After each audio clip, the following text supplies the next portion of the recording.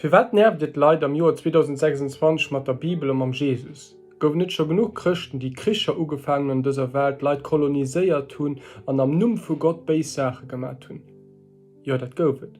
Et gouf Mënschen, die am Numm vu Gott Kricher gemacht hun, die am Numm vu Gott koloniséiert hun, die am Numm vu Gott Mënschen ënnerdreckt vu verschieden Gruppen an Nationalitäten a Geschlechter. Dat das woer, dat das tragisch. Mei dat das net de Grund für wat die Glewech, die de Jesus glewen, vum Jesus a vun der Bibel weitererzählen. De Grund ist, weil Gott selber eng Relationun will hunn mat de Mënschen. Hier will dat best hunn mat de Mënschen, eng gut Relationun.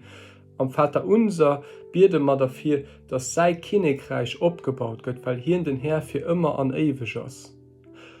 An das die Glewech, dat heinst du ob eng gut, a auch heinst du ob eng schlecht, da weiß man, dat das tragisch. Dat weiß, dass es net um die Glewech geht, weil die Glewech sind net besser Leid wie die net de Jesus klewen.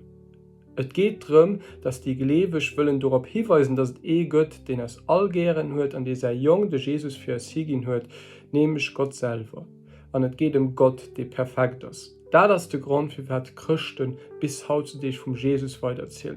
Nicht, weil so viel schlimme Sachen geschieht sind oder trotz, dass so viel schlimme Sachen geschieht sind, weil sie überzeugt sind, dass der Gott von der Bibel Menschen gern hört, als er Jung geschickt wird und da den gute Nachricht ist für alle Menschen.